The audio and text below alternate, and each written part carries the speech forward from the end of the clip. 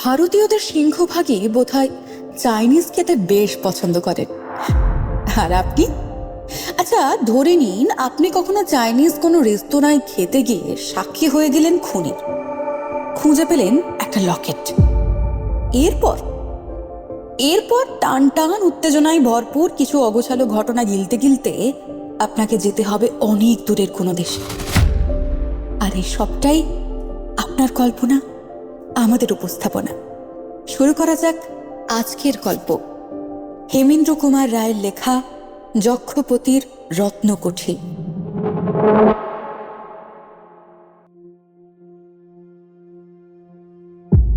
অনেকে অভিযোগ করেন আমার জীবন নাকি অস্বাভাবিক। তাদের মতে স্বাভাবিক মানুষের জীবন এমন ঘটনাবহুল হতে পারে না।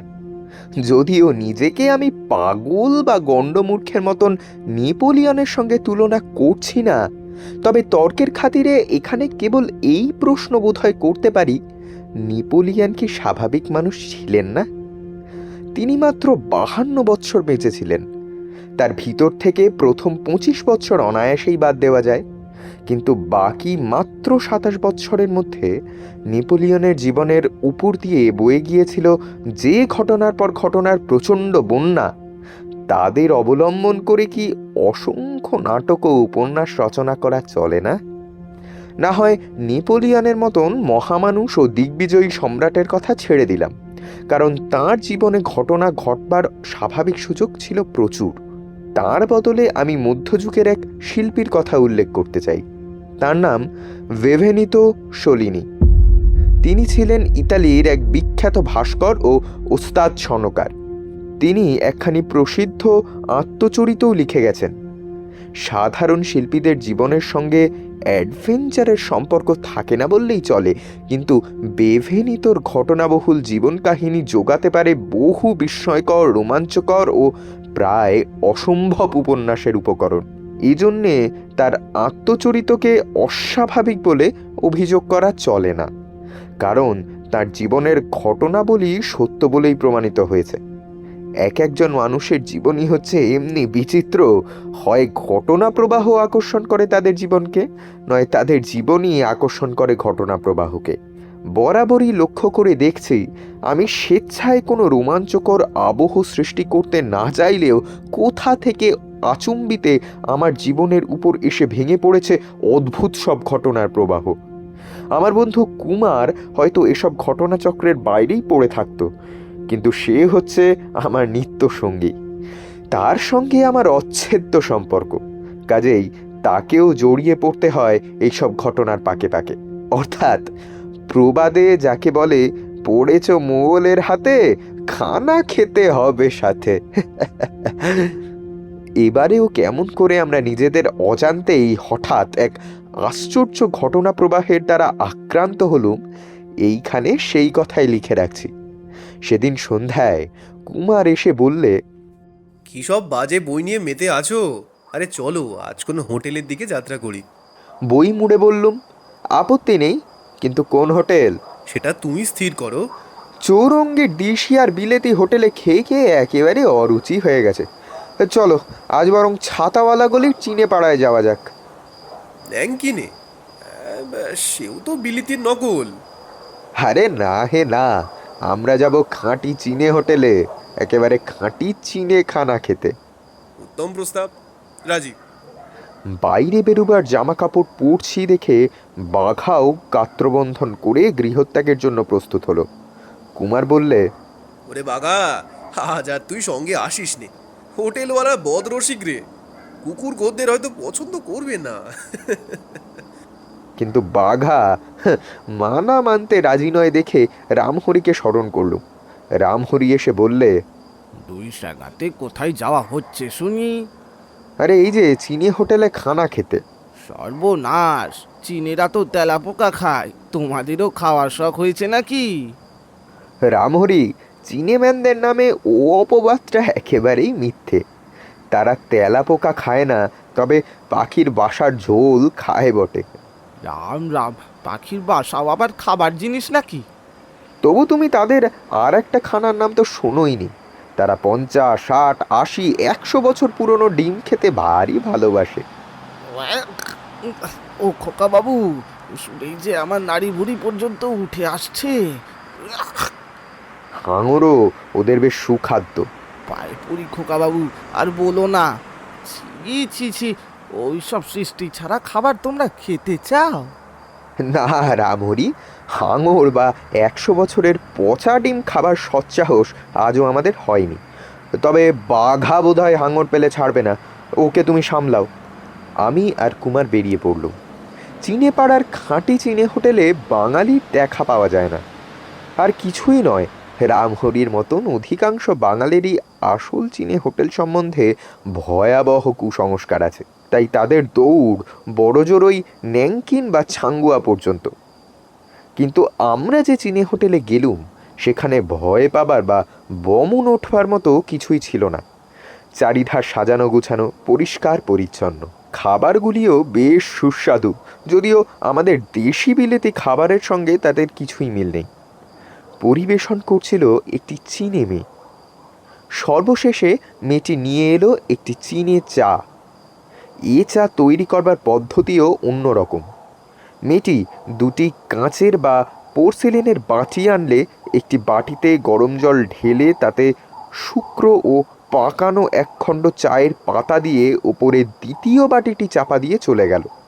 মিনিট 3-4 পরে সে ফিরে এসে উপুর করা বাটিটি নামিয়ে দিতেই দেখি সেই গুটানো চায়ের পাতাখানি সমস্ত বাটি ভরে ছড়িয়ে পড়ে জলের উপরে ভাসছে। ব্যাস, চা প্রস্তুত। এখন খালি চিনি মেশাও আর চুমুক দাও। কিন্তু এ চায়ের স্বাদ অধিকাংশ বাঙালিরই ধাতে সইবে না। কুমার চায়ের পেয়ালা তুলে বলল,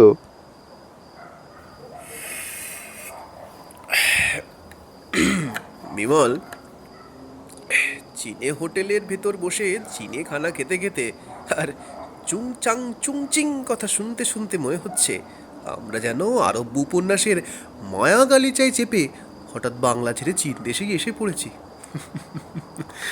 ওপাশের ঘরে ওই চীনে ম্যানদের দেখছো? ওরা খাচ্ছে দাচ্ছে, কথাবার্তা কইছে বটে, কিন্তু ওদের মুখে কোনো ভাবের ছাপ নেই। ওরা যেন রহস্যময় মূর্তি। কুমারের কথা ফুরোতে না ফুরোতেই আমার মন অন্যদিকে আকৃষ্ট হলো। ঠিক আমাদের পাশের ঘরেই জাগলো হঠাৎ গর্জন, সঙ্গে সঙ্গে বিষম হুড়োহুড়ি ও চেয়ার টেবিল উল্টে পড়ার শব্দ। তারপরেই এক আর্তনাদ। রাত্রিবেলায় এই চীনে পাড়ায় মারামারি হানাহানির জন্য বিখ্যাত। পাছে অন্যের হাঙ্গামার সঙ্গে জড়িয়ে পড়তে হয় সেই ভয়ে আমরা দুজনই উঠে দাঁড়ালুম। পর মুহূর্তেই এক মাঝবয়সী রক্তাক্ত চিনেম্যানের মূর্তি টলতে টলতে আমাদের কামরার কাছ বরাবর এসে হেলে পড়ে গেল এবং তার দেহটা এসে পড়ল ঠিক কামরার ভেতরে একেবারে কুমারের বুকের উপরে। তারপরেই দেখলুম আমাদের কামরার সামনে এসে ভিড় করে দাঁড়ালো প্রায় 8-10 জন চিনেম্যান। তাদের চেহারা দেখলে ভালো মানুষের প্রাণ একেবারে ধড়ফড় করে উঠবে। কিন্তু আমরা দুজনেই তো ভালো মানুষ নই।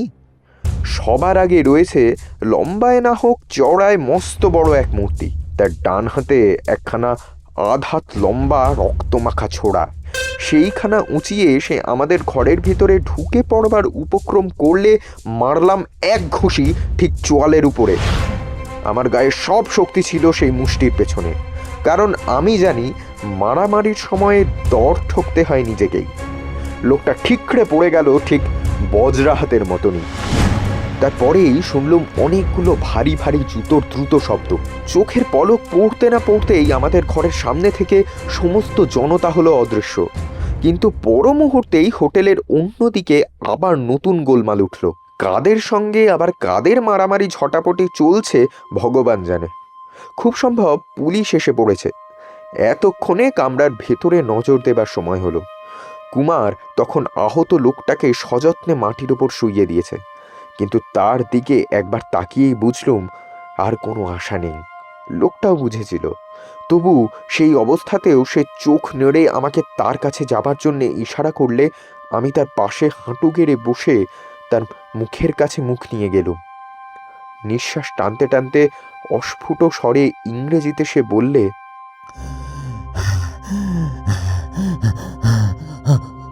আমি আর বাঁচবো না। আমার আমার আমার জামার বোতাম খুলে ফেলো। তাই করলুম। আমার গলায় ঝুলছে একখানা লকেট। সেটা তাড়াতাড়ি বার করে নাও। লকেটখানা বার করতেই সে বলল, লুকিয়ে রাখো। শুনশিউ দেখতে পেলে তুমি বাঁচবে না। শুনশিউকে? সে প্রথমটা উত্তর দিতে পারলে না, কেবল হাঁপাতে লাগলে। তারপর অনেক কষ্টে থেমে থেমে বললে, যে আমাকে মেরেছে, কিন্তু আমি যখন মরবই, গুপ্তধন তাকেও পেতে দেব না, তাকেও ভোগ করতে দেব না। এটাই আমার প্রতিশোধ।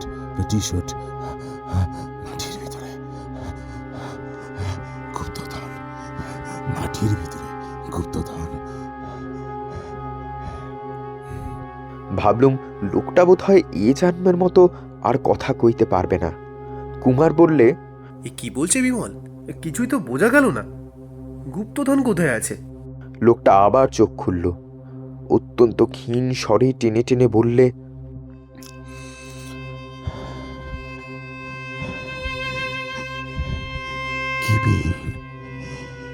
কেবিন, সেখানে যেও। কেবিন। হঠাৎ তার বাক্য রোধ করে মুখ দিয়ে বেরিয়ে এলো এক ঝলকা রক্ত, এবং সঙ্গে সঙ্গে তার চোখ কপালে উঠে স্থির হয়ে গেল। বুকে হাত দিয়ে দেখলুম তার হৃৎপিণ্ড আর নড়ছে না। খুনোখুনি, হানাহানি বা কোনো রকম রোমাঞ্চকর কাণ্ডের কথা পর্যন্ত আমি ভাবিনি, কিন্তু দেখো একবার ব্যাপারখানা, এখানেও ছোড়াছড়ি, প্রাণ নিয়ে টানাটানি, তার সঙ্গে আবার গুপ্তধন, আবার দুর্বোধ্য হেয়ালি, কি পিন! আবার বুঝি আমার চিরচঞ্চল দুষ্ট গ্রহটি সজাগ হয়ে উঠেছেন একেবারে কলুর বলদের মতন আমাদের নাকে দড়ি দিয়ে ঘুরিয়ে মারার জন্যে। কুমার ব্যস্তভাবে বললে, চটপট সরে পড়ি চলো ভায়া, নইলে পুলিশ হাঙ্গামে জড়িয়ে পড়তে হবে। হোটেলের একদিক থেকে তখনও আসছিল প্রচণ্ড ছুটোছুটি, হুড়োহুড়ির শব্দ। নিশ্চয়ই গুন্ডাদের সঙ্গে চলছে পুলিশের দাঙ্গা। সেই ফাঁকে আমরা সরে পড়লুম। সদর দরজার কাছেও পুলিশের লোক ছিল, বোধহয় আমাদের বাঙালি দেখেই বাধা দিল না, একেবারে সিধে বাড়িতে এসে উঠলুম। হতভাগা রামহরি বুড়ো হয়েছে, তবু তার চোখের জেল্লা কি কম। আমাদের দেখেই বললে, কার সঙ্গে মারামারি করে আসা হলো শুনি? কে বললে আমরা মারামারি করেছি? থামো খোকা বাবু, মিছে কথা বলে আর পাপ বাড়িও না। নিজেদের জামা কাপড়ের দিকে একবার চেয়ে দেখো দেখি। ও আবার কি, কুমোরের জামাই যে রক্তের দাগ। কুমার হেসে বললে, ধন্যি তুমি রামহরি, পাড়াওয়ালা চোখকে ফাঁকি দিয়ে এলুম, কিন্তু কি সর্বনাশ! এর মধ্যে আবার পাহারাওয়ালাও আছে। এই বুঝি তোমাদের খেতে যাওয়া? এমন সব খুনে ডাকাত নিয়ে আর যে পারা যায় না। হাড় যে ভাজা ভাজা হয়ে গেল। বাঘাও খুলে ফেলো। ঘরের দেখি কোণে কোথায় বসে লাগলো। আমাদের লক্ষ্য করছিল। রামহরির কথাবার্তা শুনে ও হাবভাব দেখে তারও মনে বোধহয় কেমন সন্দেহ জাগলো।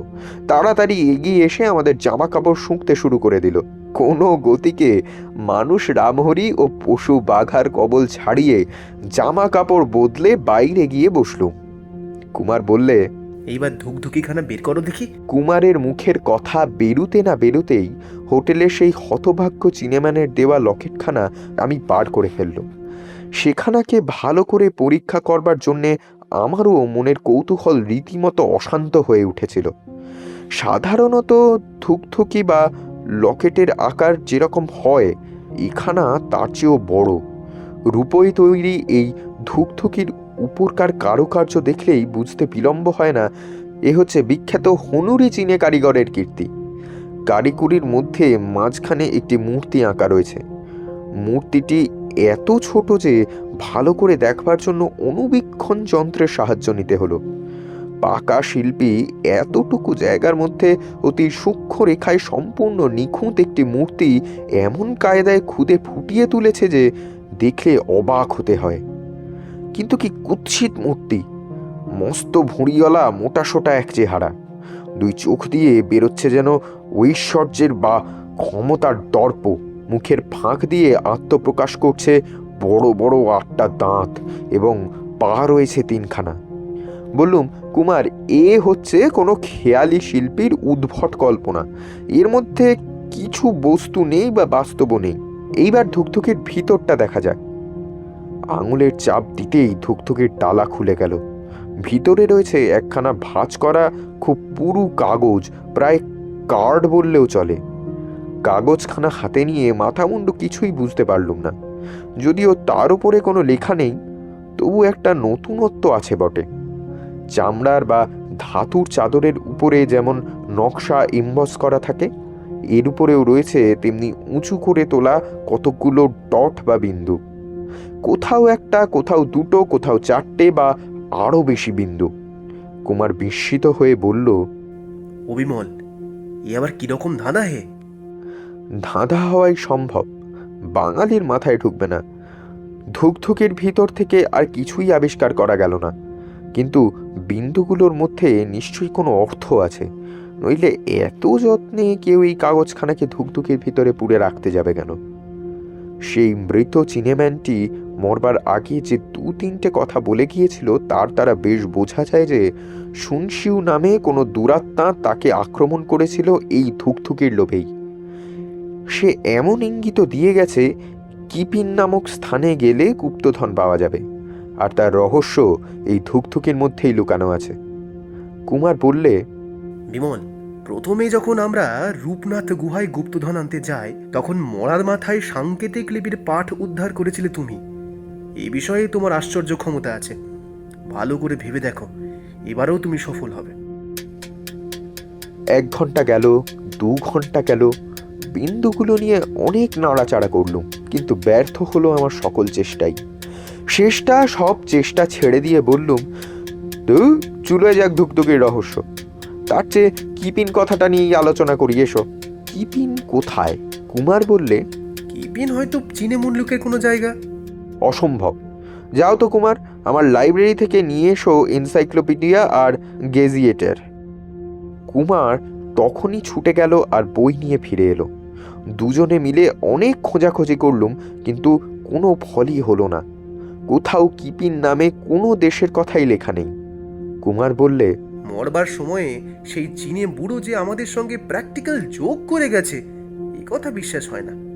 আমি বললুম, থাকতে পারে, কিন্তু হয়তো সেটা তুচ্ছ গণ্ডগ্রাম, বাইরের কেউ তার কথা জানে না। সেদিন এই পর্যন্তই। কুমার বাড়ি ফিরে গেল, আমিও খেয়ে দিয়ে শুয়ে পড়লুম। ঘুমের ঘোর এসে মুছে দিল কিপিন, ধুকধুকি আর গুপ্তধনের রহস্য। পরদিন সকালবেলা আমি আর কুমার চা পান করছি, বাঘাও এসে টেবিলের তলায় আশ্রয় নিয়েছে তার প্রভাতী দুধের বাটির লোভে। এমন সময় কমলকে নিয়ে বিনয়বাবু এলেন, যাঁরা আমাকে চেনেন। এ দুজনের সঙ্গেও নিশ্চয়ই তাদের পরিচয় আছে। সকালবেলায় পরীক্ষা করতে করতে ধুকধুকিখানা চায়ের টেবিলের উপরে রেখে দিয়েছিলাম। বিনয়বাবু এসেই সেখানা দেখতে পেয়ে বললেন, ওটা কি হে বিমল? সঙ্গে সঙ্গে আমার মনে পড়ে গেল বিনয়বাবুর অসাধারণ পাণ্ডিত্যের কথা। সারা জীবন ধরে তিনি জ্ঞান সমুদ্রের ডুবুরির কাজ করে আসছেন। আজ বয়সে 50 পার হয়েছেন, তবু বিদ্যাচর্চা ছাড়া আর কোনো আনন্দই তার নেই। তিনি হচ্ছেন আশ্চর্য এক বৃদ্ধ ছাত্র, এবং এই বিশ্ব হচ্ছে তার কাছে বিদ্যালয়ের মতন। দর্শন, বিজ্ঞান, রসায়ন, ইতিহাস, প্রত্নতত্ত্ব, যে কোনো বিষয় নিয়ে তাকে প্রশ্ন করেছি, কখনো সঠিক উত্তরের অভাব হয়নি। কুমার তো তার নাম রেখেছে জীবন্ত অভিধান। কাজেই তাকে পেয়ে আশ্বান্বিত হয়ে ধুকধুকিটা তাড়াতাড়ি তার হাতে তুলে দিলুম। বিনয়বাবুর 2 চোখ ধুকধুকির দিকে চেয়েই কৌতূহলে প্রদীপ্ত হয়ে উঠল। তিনি বললেন, এরকম লকেট তো কখনো দেখিনি।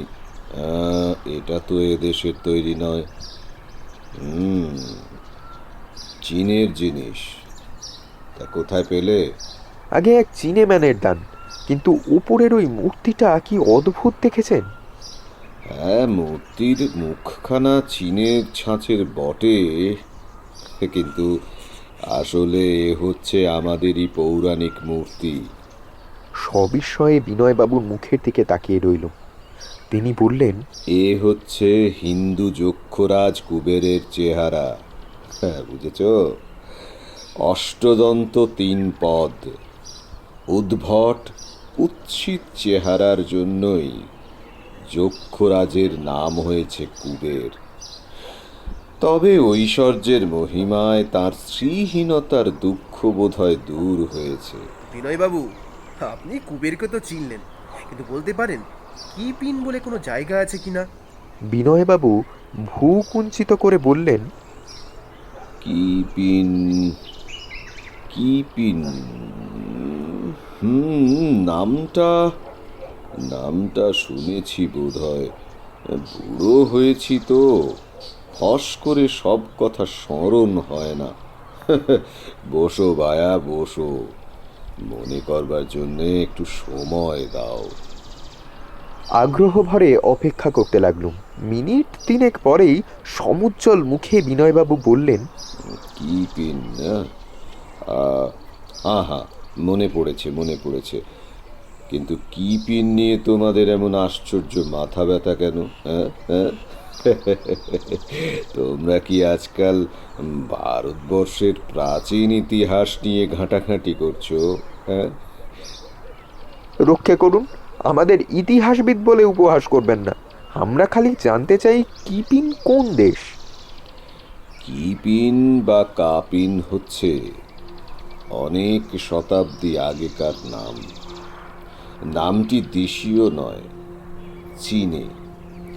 7ম শতাব্দীতে কিপিন বলতে বোঝাতো উত্তর পূর্ব আফগানিস্তানের কাপিস নামে জায়গাকে। তার আগে আর এক সময়ে ভারত সীমান্তের গান্ধার প্রদেশকেও কিপিন বলে ডাকা হতো। চীনে লেখকরা ভারতের আরও কোনো দেশকে কিপিন বা কাপিন নামে জানতেন। তোমরা কোন কিপিনের কথা জানতে চাও বুঝতে পারছি না। আমি বললুম, আচ্ছা বিনয়বাবু, আগে গল্পটাই শুনি। বিনয়বাবু চেয়ারের উপরে হেলে পড়ে বলতে লাগলেন, এই ঐতিহাসিক গল্প নিয়েও অল্প বিস্তর মতান্তর আছে। ওসব গোলমালের মধ্যে ঢুকে দরকার নেই। চীনা পর্যটক হুয়েনসাংয়ের ভ্রমণ আর জীবন কাহিনীতে যে গল্পটি আছে সেইটিই তোমাদের কাছে বলবো।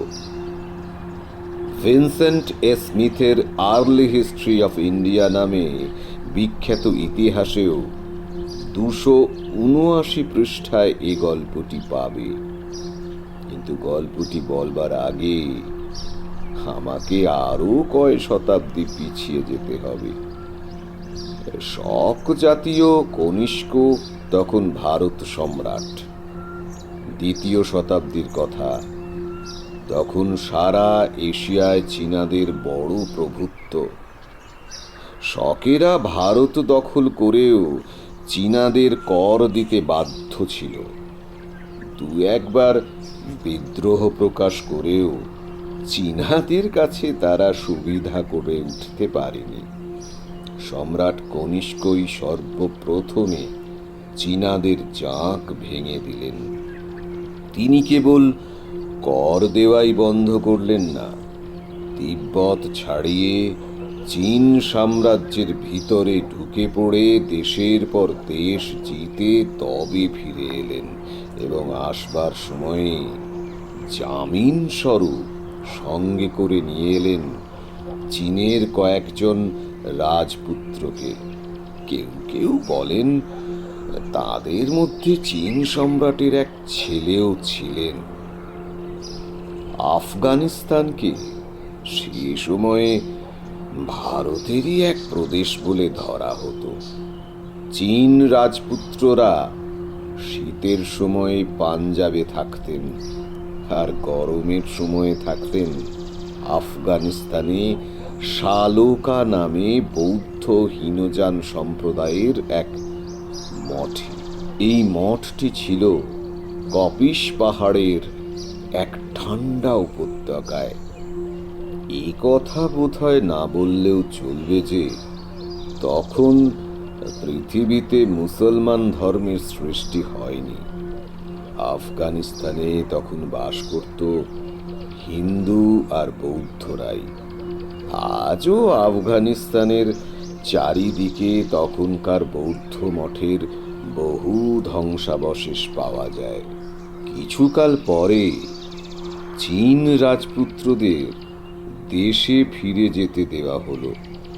যাবার সময় তাঁরা শালোকা বা কপিস মঠকে দান করে গেলেন বিপুল বিত্ত, তাল তাল সোনা, কাঁড়ি কাঁড়ি মণিমুক্ত। সেকালের সেই ঐশ্বর্যের পরিমাণ একালে হয়তো হবে কোটি কোটি টাকা। চীন রাজপুত্ররা কেবল টাকা দিয়েই গেলেন না, ভারতকে শিখিয়ে গেলেন ন্যাশপাতি ও পিচ ফল খেতেও।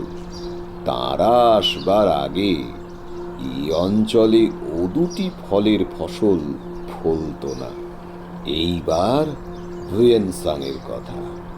তিনি ভারতে বেড়াতে এসেছিলেন ৭ম শতাব্দীতে। শালোকা কপিস মঠে ৩৬০ খ্রিস্টাব্দে গিয়ে বর্ষাকালটা কাটিয়ে দিয়েছিলেন।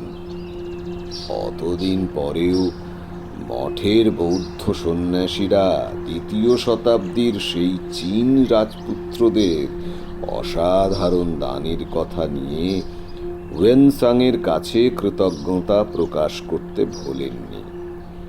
সন্ন্যাসীরা আর এক বিষয় নিয়ে হুয়েনসাংয়ের কাছে ধর্ণা দিলেন।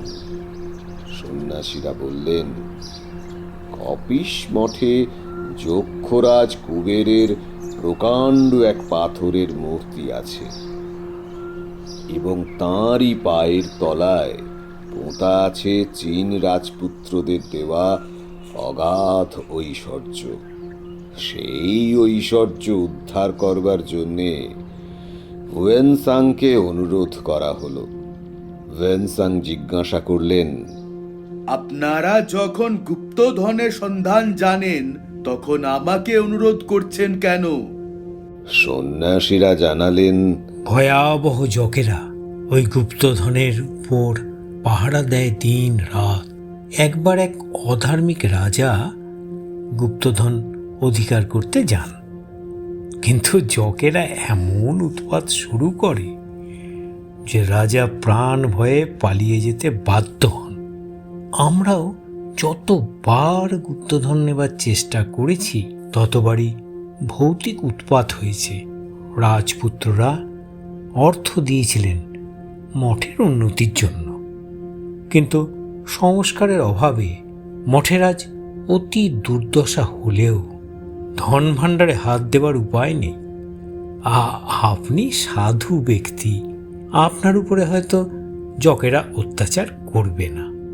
হুয়েনসাং রাজি হয়ে ধূপধুনো জেলে উপাসনা করে যক্ষদের উদ্দেশ্য করে বললেন, হে যক্ষ, হে গুপ্তধনের রক্ষক, আমার উপরে প্রসন্ন হও। আমি মন্দির মঠের মেরামতির জন্য যে অর্থের দরকার কেবল তাই নিয়ে বাকি সব ঐশ্বর্য যথাস্থানে রেখে দিব। আমার উপরে প্রসন্ন হও। জকেরা হুয়েনসাংকে বাধা দিলেন না। গুপ্তধনের অধিকাংশই হয়তো এখনো মাটির তলায় লুকোনো আছে।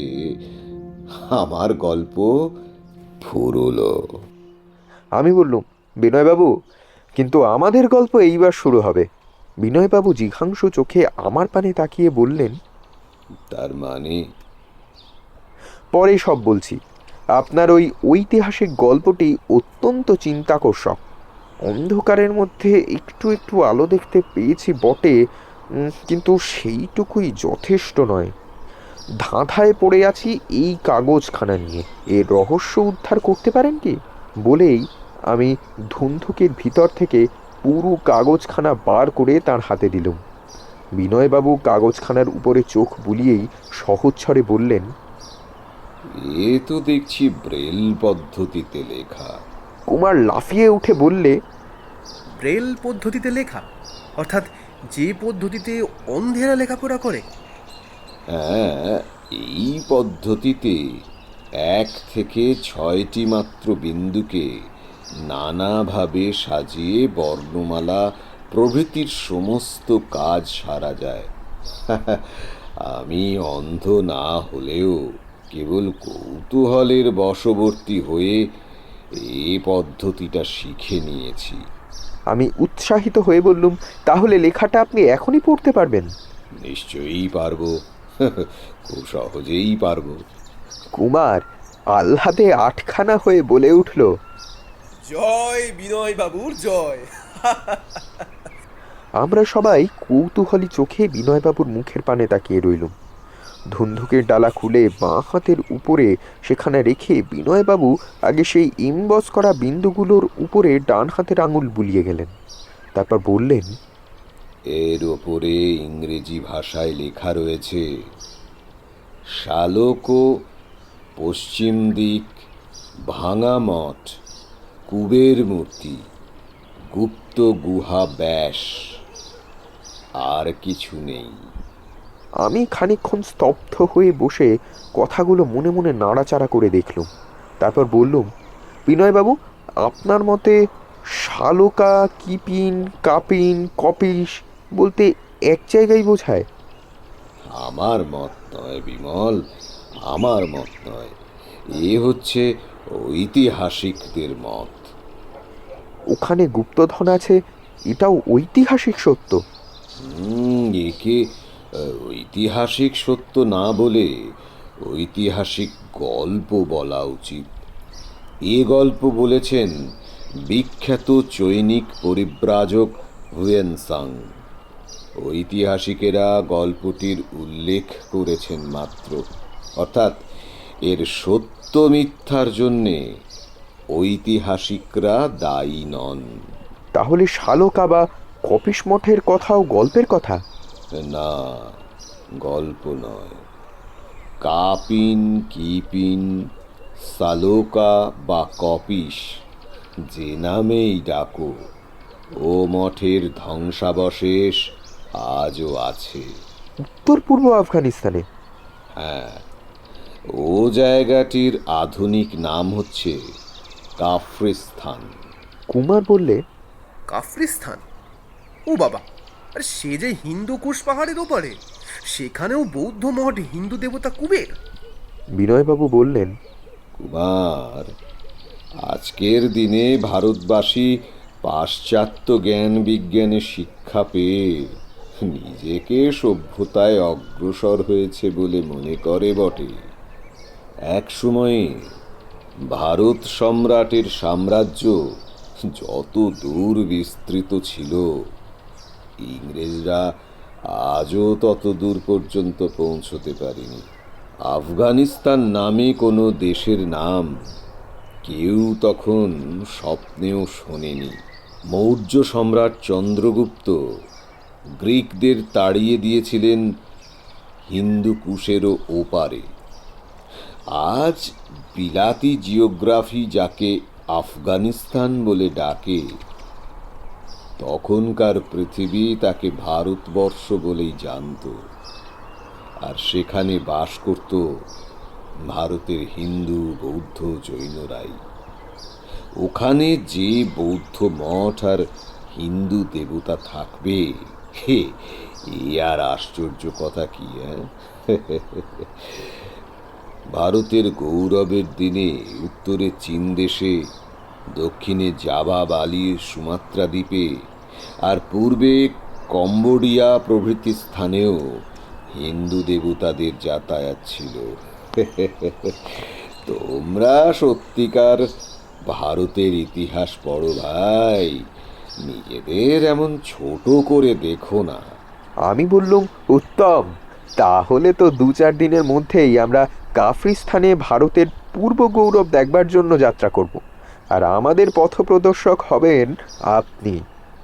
বিনয়বাবু সবিস্ময়ে আমার মুখের দিকে খানিকক্ষণ তাকিয়ে রইলেন, তারপর ধীরে ধীরে বললেন, তোমাদের এই আকস্মিক উৎসাহ অত্যন্ত সন্দেহজনক। আমি বললাম, কেন? বিমল ভায়া, আমাকে ধোঁকা দেবার চেষ্টা করো না। আমি তোমাদের খুব ভালো করেই চিনি। ধুন্ধুকির ওপরে ব্রেল পদ্ধতিতে লেখা এই অদ্ভুত কথাগুলো আর কাপিন কিপিন বা কপিস মঠ সম্বন্ধে তোমাদের আগ্রহ দেখেই বুঝতে পেরেছি আবার তোমরা নতুন কোনো অ্যাডভেঞ্চারের গন্ধ পেয়েছ। আসল ব্যাপারটা কি বলো দেখি? আমি তখন হাসতে হাসতে চিনি হোটেলের ঘটনাটা বর্ণনা করলুম। সমস্ত শুনে বিমলবাবু হা হা করে হেসে উঠলেন। আরে বিমল কুমার, তোমাদের মাথা নিশ্চয়ই খারাপ হয়ে গিয়েছে। কেন? কনিষ্ক ছিলেন 2য় শতাব্দীর মানুষ। গুপ্তধনের কথা যদি সত্য বলে মেনে নেওয়া যায়, তাহলেও আমি বলতে বাধ্য যে এতকাল পরে সেখানে গিয়ে কিছু পাওয়া যাবে না। কারণ? কারণ ঐতিহাসিক গল্পেই প্রকাশ, প্রাচীনকালেও ওই গুপ্তধনের কাহিনীটি ছিল অত্যন্ত বিখ্যাত। তাই আরও অনেকে তা লাভ করবার জন্য ব্যস্ত হয়ে উঠেছিল। কিন্তু 7ম শতাব্দীতেও হুয়েনসাং স্বচক্ষে সেই গুপ্তধন দেখেছিলেন। 2য় শতাব্দী থেকে 7ম শতাব্দী বড় কম দিনের কথা নয় কিন্তু বিনয়বাবু। তারপর কত বিদেশি দস্যু দিগ্বিজয়ে বেরিয়ে ঠিক ওই অঞ্চল দিয়েই ভারতবর্ষে প্রবেশ করেছে। এ কথা ভুলে যাচ্ছ কেন? তারা কি ওই গুপ্তধনের কথা শোনেনি? না শোনাও আশ্চর্য নয়। তারপর ভারতে কতবার অন্ধযুগ এসেছে, বারবার কত রাজ্যের কত ধর্মের উত্থান পতন হয়েছে। মঠ গেছে ভেঙে, সন্ন্যাসীরা গেছে পালিয়ে, বিপ্লবের পর বিপ্লবের মধ্যে পড়ে লোকে গুপ্তধনের কথা না ভুললেও ঠিকানা হয়তো ভুলে গিয়েছে। পৃথিবীতে এমন অনেক বিখ্যাত গুপ্তধনের গল্প শোনা যায় যার কথা সকলেই জানে, কিন্তু তার ঠিকানা কেউ জানে না। কুমার বললে, তারপর আরও একটা কথা ভেবে দেখুন বিনয়বাবু, আপনি ইতিহাসের যে গল্পটা বললেন আমরা কেউই তা জানতুম না, কিন্তু সেই হতভাগ্য চিনেম্যানের কাছ থেকে আমরা যে ধুন্ধুকিটা পেয়েছি তার সঙ্গে ওই গল্পের প্রধান কথাগুলো অবিকল মিলে যাচ্ছে। যেমন শালুকা, ভাঙা মঠ, কুবের মূর্তি। আপনি বলছেন শালুকা বা কপিস মঠ ছিল পাহাড়ের উপত্যকায়। ধুন্ধুকির লেখাতেও রয়েছে গুপ্ত গুহার কথা, আর গুহা থেকে পাহাড়ে। তারপর সেই চিনেম্যান মরবার আগে কি পিনেরও নাম করেছিল। এ থেকে বোঝাই যাচ্ছে যেমন করেই হোক একালের কেউ কেউ ওই প্রাচীন ঐতিহাসিক গুপ্তধনেরই ঠিকানা জানতে পেরেছে। বিনয়বাবু ঘাড় নাড়তে নাড়তে বললেন, না ভায়া, আমি তোমাদের এই পথ প্রদর্শক হতে পারবো না। তোমরা যতই যুক্তি দেখাও, বুনো হাঁসের পিছনে ছোটবার বয়স আমার আর নেই। তারপর অত লোভও ভালো নয়। ভগবান আমাদের যা দিয়েছেন তাই যথেষ্ট। আবার গুপ্তধনের উদ্দেশ্যে দেশ দেশান্তরে ছুটোছুরি করা কেন বাপু? বিনয়বাবু আমাদের ভুল বুঝেছেন দেখে আমি আহত স্বরে বললুম, বিনয়বাবু, আপনি তো জানেন টাকাই আমাদের ধ্যান জ্ঞান নয়। এই গুপ্তধন হচ্ছে আমাদের ঘর ছেড়ে পথে বেরোবার একটা ওজোর বা উপলক্ষ মাত্র। গেল জন্মে আমি আর কুমার নিশ্চয়ই বেদুইন ছিলুম। শান্ত শ্যামলতার সুখ স্বপ্নের চেয়ে অশান্ত মরুভূমির বিভীষিকাই আমাদের কাছে লাগে ভালো। দক্ষিণ বাতাসের চেয়ে কালবৈশাখী ঝড়ই আমরা বেশি পছন্দ করি। এমন সময়ে রামহরি ঘরের ভিতর ঢুকে বললে, খোকাবাবু, 4টে চিনেম্যান এসেছে এ বাড়ির বাবুর সঙ্গে দেখা করতে। আমি আশ্চর্য হয়ে বললুম, চিনেম্যান আমার সঙ্গে দেখা করতে চায়? কুমার চিন্তিত স্বরে বলল, চীনা হোটেলের কর্তারা নয় তো? হয়তো পুলিশ হাঙ্গামে পড়ে আমাদের সাক্ষী মানতে এসেছে।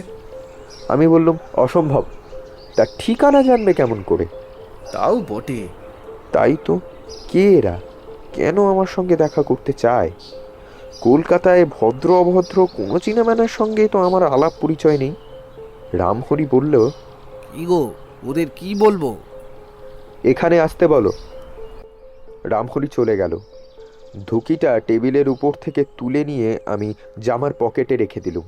ঘরের ভিতরে প্রথমেই যে মূর্তিটা এসে দাঁড়ালো তাকে দেখেই চিনতে আমার এতটুকুও বিলম্ব হলো না। কাল রাত্রে হোটেলে এই লোকটাই ছোড়া হাতে করে সেই চীনে বুড়োকে মারাত্মক আক্রমণ করেছিল। আমি হতভম্বের মতন তার দিকে তাকিয়ে আছি দেখে সে একগাল হেসে ইংরেজিতে বললে, কি বাবু, তুমি কি আমাকে চিনে ফেলেছো? আমরা পুরনো বন্ধু, কি বলো? আমি রুক্ষ স্বরে বললুম, এখানে তোমার দরকার? বলছি, আগে ভালো করে একটু বসি। তারপর আমার সম্মতির অপেক্ষা না করেই সে একখানা চেয়ার টেনে নিয়ে বসে পড়ল এবং তার আরও 3 জন সঙ্গীও ঘরের ভিতরে ঢুকে দাঁড়িয়ে রইল ঠিক 3টে পাথরের মূর্তির মতন। কুমার ক্রুদ্ধস্বরে বলল, তোমরা হচ্ছে হত্যাকারী, এখনই পুলিশে খবর দেব? প্রথম চিনেম্যানটা আবার একগাল হেসে বললে, বেশ বাবু, তাই দিও, কিন্তু এতটা তাড়াতাড়ি কেন? আগে আমার কথা শোনো। আমি বসে বসে লোকটাকে ভালো করে লক্ষ্য করতে লাগলুম। আগেও দেখেছিলুম, এখনো দেখলুম। মাথায় সে 5 ফুটও উঁচু হবে না, কিন্তু তার দেহটা চওড়ায় সাধারণ মানুষের দ্বিগুণ। অসম্ভব চওড়া দেহের উপরে মঙ্গোলিয়া ছাঁচে গড়া মুখ আমার সামনে বসে আছে, যেন মানুষের ছদ্মবেশে বিভৎস একটা ওরাংউটাং। সে হাসতে হাসতে বললে, বাবু, হোটেলে কাল তুমি আমার মুখের উপরে যে ঘুষিটা চালিয়েছিলে, আমি এখনো তা ভুলিনি। আমি বললুম, ও সৌজন্যে কি তুমি আজ প্রতিশোধ নিতে এসেছো? মোটেই নয় বাবু, মোটেই নয়। আমি তোমার ঘুষির তারিফ করি। জবাব না দিয়ে ভাবতে লাগলুম লোকটার উদ্দেশ্য কি। সে বললে, ভগবান আমাকে ঢ্যাঙা করেননি, কিন্তু আমার গায়ে শক্তি দিয়েছেন, এজন্যে ভগবানকে ধন্যবাদ। এক হাতে আমি 3 মণ মাল মাথার ওপর তুলে 16 হাত দূরে ছুঁড়ে ফেলে দিতে পারি, কিন্তু আমার মতন লোককেও তুমি এক ঘুষিতে কাবু করেছ। যদিও আমি তোমার জন্য প্রস্তুত থাকলে এমন অঘটন ঘটতো না। তবু তুমি বাহাদুর বাবু। তোমার নাম কি শিনশিউ? সে চমকে উঠল, তারপর বললে, তাহলে তুমি আমার নাম পর্যন্ত আদায় করেছো? ভালো কথা নয়, ভালো কথা নয়। বলতে বলতে ধাঁ করে পকেটের ভিতরে হাত চালিয়ে দিয়ে বার করলে একটা রিভলভার। তার পিছনের 3 মূর্তিও সঙ্গে সঙ্গেই একটা রিভলভার বার করে ফেললে। আমাদের চোখের সামনে স্থির হয়ে রইল 4-4টে রিভলভারের চকচকে নচ। রামহরির ভীমরতি হয়নি। শিনশিউয়ের রিভলভারটার লক্ষ্য ঠিক আমার দিকেই। এইভাবে চোখের সামনে রিভলভার তুললে কারোরই মনে স্বস্তি হয় না, আমারও হলো না। কুমার, বিনয়বাবু ও কমলের মুখের পানে একবার আর চোখে চেয়ে দেখলুম। রিভলভারের মহিমায় তাদের কারোরই ভাবান্তর হয়নি দেখে বিস্মিত হলুম না। আমরা সকলেই বিপদ পাঠশালার পাঠ গ্রহণ করেছি বহুবার। রিভলভার দেখেই আর্তনাদ করবার অভ্যাস আমাদের নেই। ঘরের এদিকে ওদিকেও একবার চোখ বুলিয়ে নিলুম। আমাদের পিছনে ঘরের দেওয়াল। আমার ডান পাশে কুমার, বাঁ পাশে বিনয়বাবু, তার পাশে বসে আছে কমল। আমার সামনেই একটা গোল মার্বেলের টেবিল, তার ওপাশে বসে শুনশিউ এবং তার পিছনে এক সারি দাঁড়িয়ে আছে আরও 3টে চিনেম্যান। তাদের পিছনেই এ ঘর থেকে বেরুবার একমাত্র দরজা। পিছনে হটবার উপায় নেই, এমনকি চীনেদের এড়িয়ে দরজার দিকে যাওয়াও অসম্ভব। নিজের ঘরেই ফাঁদে পড়ে গিয়েছি, পালাবার পথ একেবারে বন্ধ। টেবিলের তলায় স্থির হয়ে বসে আছে বাঘা। অন্য কোনো কুকুর হলে এতক্ষণে নিশ্চয় গর্জন করে তেড়ে যেত, কিন্তু রিভলভারের সামনে গর্জন করলে বা তেড়ে গেলে যে মহা বিপদের সম্ভাবনা, এটা বুঝতে তার আর দেরি লাগলো না। এমনি শিক্ষিত কুকুর সে। শুনশিউ হাসতে হাসতে বললে, বাবু কি দেখছো, কি ভাবছো, বুঝতে পারছো তো? এ বাড়ির মালিক হচ্ছি এখন আমি। হতভাকার বাঁদুরে মুখে হাসি দেখে গা যেন জ্বলে গেল। বললুম, শুনশিউ, তোমার রিভলভার নামাও। তুমি ভুলে যাচ্ছ এটা চীন দেশ নয়। শুনশিউ বললে, না বাবু, ভুলিনি। আমি জানি এটা বাংলাদেশ, আর এখানে বাস করে কাপুরুষ বাঙালিরা। আমরাও সশস্ত্র হলে এ কথা বলবার সাহস তোমার হতো না। চুপ করো বাবু, তোমার সঙ্গে আমি গল্প করতে আসিনি। কাল হোটেল থেকে তোমরা একটা লকেট চুরি করে এনেছো। ভালো চাও তো সেখানা ফিরিয়ে দাও। শুনশিউ, তুমি চুল্লু খেয়ে স্বপ্ন দেখছো। লকেট সে আবার কি? আকাশ থেকে খসে পড়বার চেষ্টা করো না বাবু। তুমি বলতে চাও তোমার কাছে একখানা রূপোর লকেট নেই? আমার চুক্তি হচ্ছে, চোর ডাকাত খুনেকে ঠকাবার দরকার হলে মিথ্যে কথা বললে পাপ হয় না। অতএব কোনো রকম দ্বিধা না করে বললুম, না, সোনার বা রূপোর বা পিতলের কোনো রকম লকেট ফকেটের ধার আমি ধারি না। কুমার মস্ত একটা হাই তুলে বললে, ওরে চিনছিও, তোমার ছাতা পড়া দাঁতগুলো দেখে আমার আবার গা বমি বমি করছে। তুমি দাঁত বার করে আর না হাসলেই বাধিত হব। বিনয়বাবু টেবিলের উপর থেকে একখানা বই তুলে নিয়ে খুব মনোযোগের সঙ্গে পড়তে শুরু করে দিলেন। কমলও কিন্তু কম দুষ্টু নয়। বললে, শুনছিও, তুমি একটা লখনৌ ঠুংরি শুনবে? বাঘা যেন নাচারের মতন লম্বা হয়ে শুয়ে পড়ে সামনের দিকে 2 থাবা বাড়িয়ে দিয়ে তার উপরে নিজের মুখ স্থাপন করলে, কিন্তু তার দৃষ্টি রইল চিনেম্যানদের দিকেই। শুনশিউ বললে, ওহে বাবু, আমার সঙ্গে রসিকতা করা নিরাপদ নয়। মানুষ খুন করতে আমি ভালোবাসি। চোখে দেখবার আগেই আমি মানুষ খুন করে বসি। আমি বললুম, কিন্তু চোখে দেখেও তুমি দয়া করে আমাদের খুন করছো না কেন শুনি? লকেটখানা কোথায় রেখেছো এখনো টের পাইনি বলে। তাহলে লকেটখানা পেলেই তোমরা আমাদের খুন করবে? না, তোমরা ভদ্র ব্যবহার করো, আমরাও ভদ্র ব্যবহার করব। ধন্যবাদ, কিন্তু লকেট আমাদের কাছে নেই। তাই নাকি? কিন্তু হোটেলে কাল তুমি যখন মরো মরো বুড়ো চ্যাঙের গলা থেকে লকেটখানা খুলে নিচ্ছিলে, আমাদের লোক তা দেখিয়েছিল। তারপর তোমাদের পিছু ধরে এসে আমাদের লোক এই বাড়িখানাও দেখে গিয়েছে। বুঝেছো? আমরা বুনো হাঁসের পিছনে ছুটে এখানে আসিনি যে। ঠিক সেই সময় দেখলুম দরজার বাইরে রামহরির মুখ একবার উঁকি মেরেই স্যাত করে সরে গেল। আগেই বলেছি, দরজার দিকে পিছু ফিরে 3টে চিনেম্যান একসাথে দাঁড়িয়েছিল এবং তাদের দিকে পিছন ফিরে দাঁড়িয়েছিল শুনছিও। সুতরাং তারা কেউই এই দৃশ্যটা দেখতে পেলে না। আমি অত্যন্ত আশ্বস্ত হলুম এবং কুমার ও কমলের মুখ থেকে বুঝলুম তারাও দেখেছে এই দৃশ্যটা। বিনয়বাবু হঠাৎ হাতের বইখানা টেবিলের ওপরে ছুঁড়ে ফেলে দিলেন। তার গোঁফতাড়ির ফাঁকে একটুখানি হাসির ঝিলিক ফুটেই হঠাৎ মিলিয়ে গেল। বিনয়বাবু তাহলে বই পড়তে পড়তে চোরা চোখেও তাকাতে পারেন।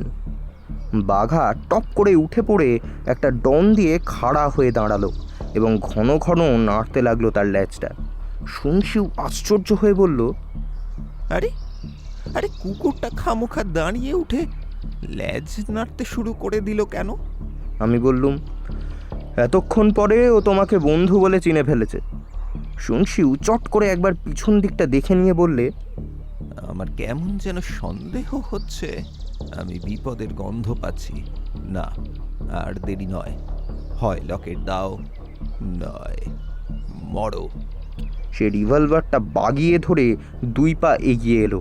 কুমার বললে, অতটা এগিয়ে এসো না শুনছিও, তাহলে আমি খপ করে হাত বাড়িয়ে রিভলভারটা কেড়ে নিতে পারি, বুঝলে? শুনশিউ আবার পিছিয়ে পড়ে বললে, কেড়ে নিবি? দানব, মানব, ভগবান, শয়তান, ছুনছিওর হাত থেকে রিভলভার কেড়ে নেবে কে?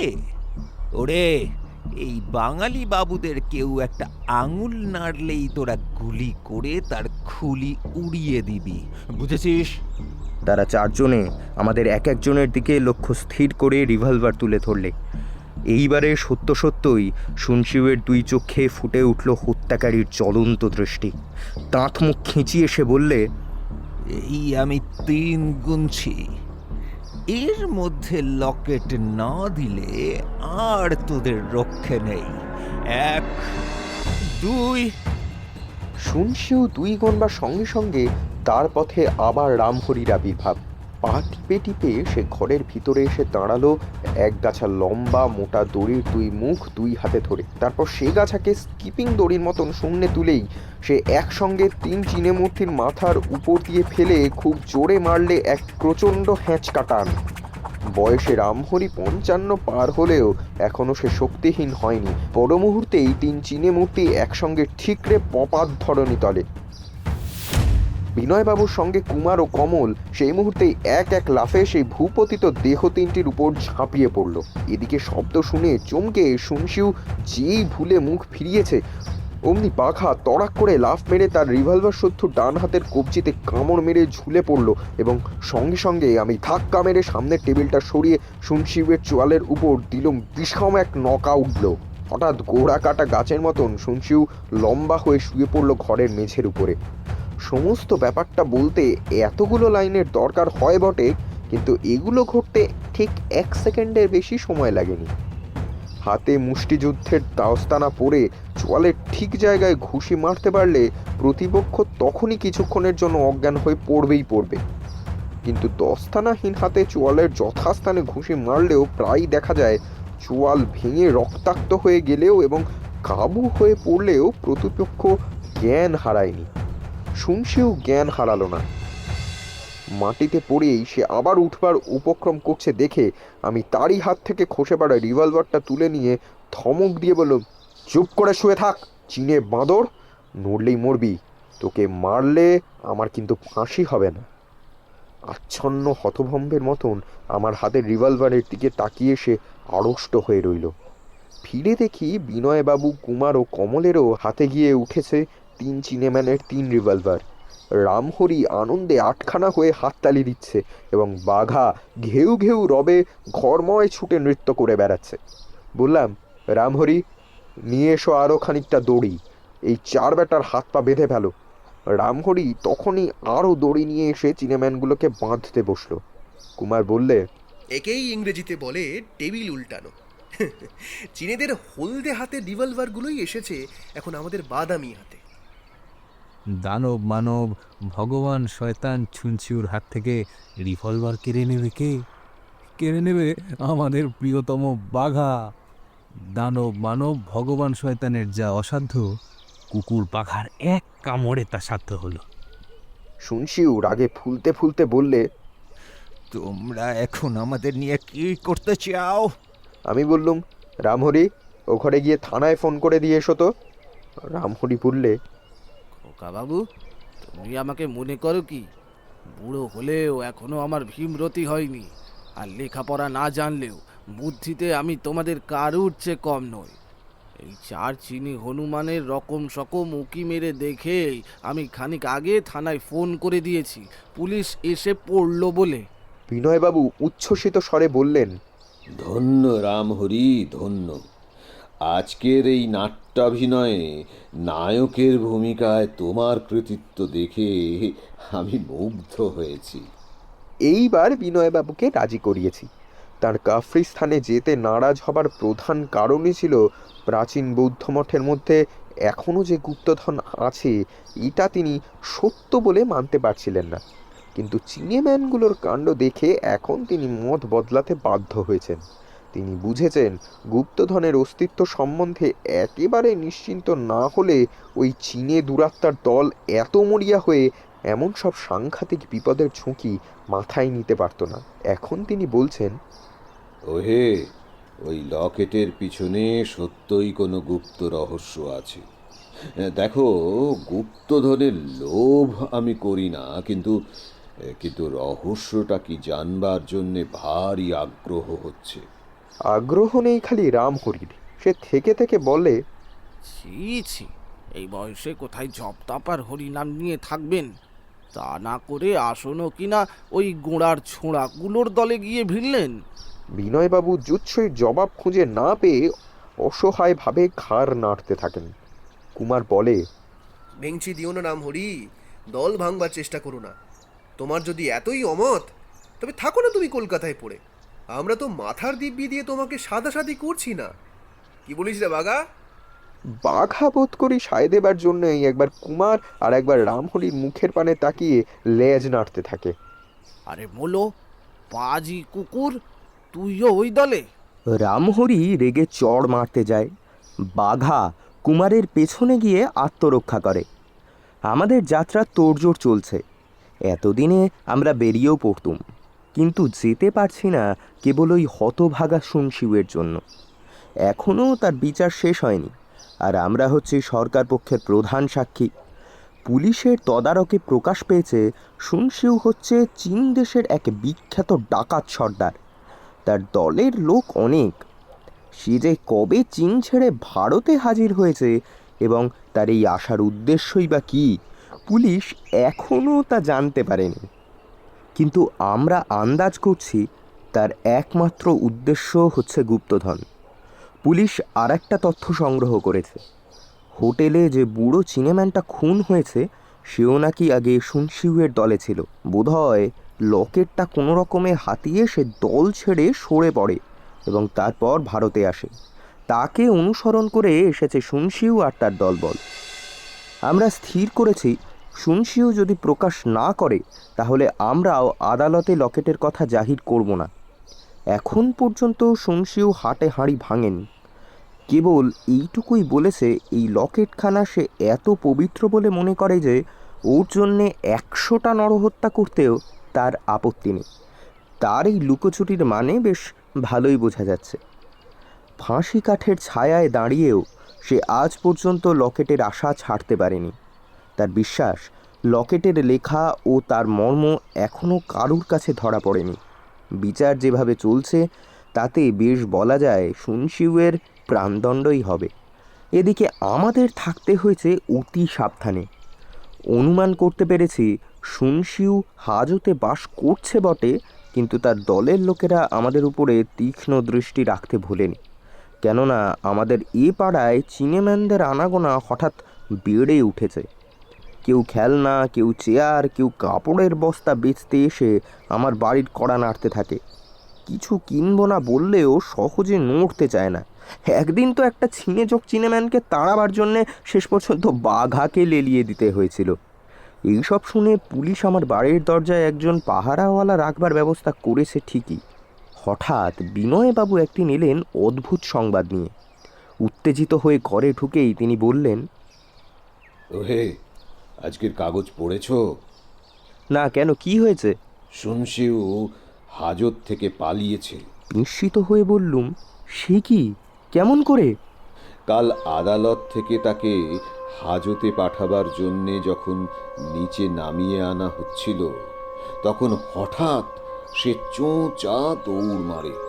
প্রহরীরা পিছনে তাড়া করে বটে, কিন্তু পথে অপেক্ষা করছিল খুব দ্রুতগামী একখানা বড় মোটর। সে লাফ মেরে তার উপরে গিয়ে ওঠে, আর গাড়িখানা যেন হাওয়ার আগেই উড়ে চলে যায়। পুলিশ তখনই অন্য গাড়িতে উঠে পিছনে অনুসরণ করে। খানিকক্ষণ এ রাস্তায় ও রাস্তায় ছুটোছুটির পর শুনশিউর গাড়িখানা ধরা পড়ে। তার মধ্যে দুটো চিনেম্যান ছিল, কিন্তু কিন্তু শুনশিউ ছিল না। সে কোন ফাঁকে কোথায় নেমে পড়ে পুলিশের চোখে বেমালুম ধুলো দিয়েছে। কুমার বললে, এ তো ভারী বিপদের কথা। বিপদ? হ্যাঁ হ্যাঁ, সমূহ বিপদের সম্ভাবনা। শুনশিউ হয়তো আবার লকেট উদ্ধারের চেষ্টা করবে। সাবধান বিমল, সাবধান। আমি বললুম, শুনশিউয়ের সঙ্গে দেখা হবার সুযোগ আমাদের হবে, এটাও অনুমান করতে পারছি। লকেটখানা পুলিশের হাতে সমর্পণ করো, সব ঝঞ্ঝাট চুকে যাক। লকেটের কথা অস্বীকার করবার পর আর তা করা চলে না। আমাদের সামনে এখন খোলা আছে একটাই মাত্র পথ। কি পথ? কাফরিস্তানে যাত্রা করবার পথ। শুনশিউকে আমরা প্রস্তুত হবার অবসরই দেব না। কালকেই আমরা বেরিয়ে পড়ব। শুনশিউ এসে দেখবে খাঁচা খালি, পাখি নেই। কুমার উৎসাহিত কণ্ঠে বললে, ঠিক ঠিক, উত্তম প্রস্তাব। যুক্তিসঙ্গত প্রস্তাব বটে, কিন্তু তুমি কি মনে করো বিমল, শুনশিউ কি আমাদের সঙ্গ নিতে পারবে না? জবাব দিতে যাব, হঠাৎ ঝনঝন করে জানলার একখানা শাঁসি ভেঙে গেল এবং ঘরের মেঝের উপর সশব্দে এসে পড়ল একখণ্ড পাথর, তার সঙ্গে সুতো দিয়ে বাঁধা একখানা কাগজ। সবিস্ময়ে তাকিয়ে আছি। কুমার ছুটে গিয়ে কাগজ শুদ্ধ পাথরখানা কুড়িয়ে নিল। তারপর কাগজখানার দিকে চেয়েই বলে উঠল, বন্ধুভার শুনশিউর চিঠি। ইংরেজিতে লেখা, এখনো লকেট ফিরিয়ে দাও, নইলে মৃত্যু অনিবার্য, শুনশিউ। কুমার দ্রুত পদে ঘর থেকে বেরিয়ে গেল। তারপর ফিরে এসে বললে, না, রাস্তায় কেউ কোথাও নেই। পাহাড়াওয়ালা বললে এখানে সে কোনো চিনিম্যানকে দেখেনি। আমি বললুম, শুনশিউ এর মধ্যে আবার জাল ফেলেছে। বেশ, আমরাও অপ্রস্তুত নই। কালই আমাদের যাত্রার দিন। রামহরি নিশ্চয়ই ঘরের বাহির থেকে সমস্ত শুনছিল। সে চিৎকার করে উঠল, হে মা কালী, হে মা দুর্গে, ও বাবা মহাদেব, খোকা বাবুর দিকে কৃপা কটাক্ষে একটু নিরীক্ষণ করো। বোধহয় রামহরির বিশ্বাস, খুব চেঁচিয়ে না ডাকলে সুদূর স্বর্গের দেবদেবীরা মানুষের প্রার্থনা শুনতে পান না। পরদিন সন্ধ্যা পর্যন্ত আয়োজন করতে করতে কেটে গেল। এর মধ্যে শত্রুপক্ষ আর কোনো সজাগতার লক্ষণ প্রকাশ করেনি। এমনকি পথের চীনে জনতা পর্যন্ত একেবারে অদৃশ্য হয়ে গিয়েছে। বিনয়বাবু বললেন, এ হচ্ছে ঝড়ের আগেকার শান্তি। ঝড় উঠলেই বজ্রনাথ করবার জন্যে আমাদের বন্দুকগুলো তৈরি আছে। দামও ফাজিল ছোকরা, এক ফোঁটা মুখে অত বড় বড় বলি ভালো শোনায় না। সন্ধ্যার সময় স্টেশনে যাত্রা করা গেল। ফার্স্ট ক্লাস কামরা রিজার্ভ করেছি, মেল ট্রেন। পথে বা স্টেশনে একবারও সন্দেহ হলো না আমাদের গতিবিধি কেউ লক্ষ্য করছে বলে। স্টেশনের ভিড়ের মধ্যে একখানাও মঙ্গলীয় ছাঁচের হলদে মুখ নজরে ঠেকল না। গাড়ির প্রত্যেক কামরায় উঁকি মেরে এসেছি, কোথাও সন্দেহজনক কিছু নেই। আপাতত শুনশিউকে ফাঁকি দিতে পেরেছি ভেবে আশ্বস্তির নিঃশ্বাস ফেলে বাঁচলুম। ঘণ্টা দিলে ট্রেন ছাড়ল। কুমার পড়লে, অজানার অভিমুখে আবার হলো অভিযান শুরু। সুদূরের যাত্রী আমরা, অদৃষ্ট আমাদের জন্য আবার কি নতুন উত্তেজনা সঞ্চয় করে রেখেছে। মনে মনে সেইটাই আন্দাজ করবার চেষ্টা করছি। কমল আইসক্রিম চুষতে চুষতে বললে, এবারে আমরা অদৃষ্টের ভাণ্ডার লুণ্ঠন করব। বিনয়বাবু কট করে তার দিকে তাকালেন। রাত্রে খাওয়া দাওয়া সেরে গল্প করতে করতে আমরা ঘুমিয়ে পড়লুম। জেগে রইল কেবল রামহরি। রেলগাড়িতে তার ঘুম হয় না। কতক্ষণ ঘুমিয়েছিলুম জানি না। আচম্বিতে জেগে উঠতেই অনুভব করলুম বিষম এক বেদনা। তারপরেই বুঝলুম উপর থেকে ছিটকে নিচে পড়ে গিয়েছি। রামহরি, কুমার, কমল ও বিনয়বাবুর দেহ নিচে পড়ে ছটপট করছে এবং বাঘা করছে প্রাণপণে চিৎকার। হতভম্বের মতো উঠে বসেই আরেক সত্য উপলব্ধি করলুম, ট্রেন চলছে না। খুটখুটে অন্ধকারে বাইরের দৃশ্য বিলুপ্ত। সঙ্গে সঙ্গে শুনতে পেলুম বহু লোকের চিৎকার। বিনয়বাবু চেঁচিয়ে বললে, অ্যাক্সিডেন্ট, অ্যাক্সিডেন্ট! রামহরি চেঁচালে, হে মা কালী, হে বাবা মহাদেব! কুমার বললে, বিমল, বিমল, তোমার কপাল দিয়ে রক্ত পড়ছে। আমি তাড়াতাড়ি জানলার কাছে গিয়ে মুখ বাড়িয়ে দেখলুম চুপচাপ করে বৃষ্টি পড়ছে এবং গাড়ি যেখানে স্থির হয়ে দাঁড়িয়ে আছে তার পাশেই আবছায়ার মধ্যে দেখা যায় একটা উঁচু পাহাড়। দূরে গাড়ির বাইরে ছুটোছুটি করছে কতগুলো আলো। গোলমালটা আসছে সেই দিক থেকেই। তারপরেই কামরার পর কামরার দরজাগুলো দুমদাম করে খুলে রেলপথের ওপর নেমে পড়তে লাগলো দলে দলে যাত্রী। ব্যাপার কি, এই অস্থানে কেন হঠাৎ গাড়ি থামলো? আলো নিয়ে জলে ভিজেই অত লোক কেন ছুটোছুটি করছে? পৃথিবীকে সশব্দ করে অন্ধকার আকাশ থেকে বৃষ্টি ঝরছিল হুড়হুড়ু এবং কামরার জানলা দিয়ে বেরিয়ে পড়া আলোকরেখার মধ্যে এসে সেই ঝরা জল উঠছিল চকচক করে। কিন্তু দেখতে দেখতে বৃষ্টির তোড় এলো কমে। আমি তাড়াতাড়ি বর্ষাতি বার করে পড়তে লাগলুম। বিনয়বাবু শুধলেন, বিমল, তুমি কি বাইরে যাচ্ছ? হ্যাঁ, আপনারাও আসুন, কামরায় কেবল রামহরি থাক। বলেই আমি রিভলভারটাও বার করে পকেটের ভিতরে রাখলুম। ও কি, ওটা নিয়ে আবার কি হবে? সাবধানের মার নেই। কুমার জিজ্ঞাসা করলে, বাঘা আমাদের সাজগোজ দেখে কিরকম উত্তেজিত হয়েছে দেখো। ওকেও সঙ্গে নেবে নাকি? নিতে চাও নাও।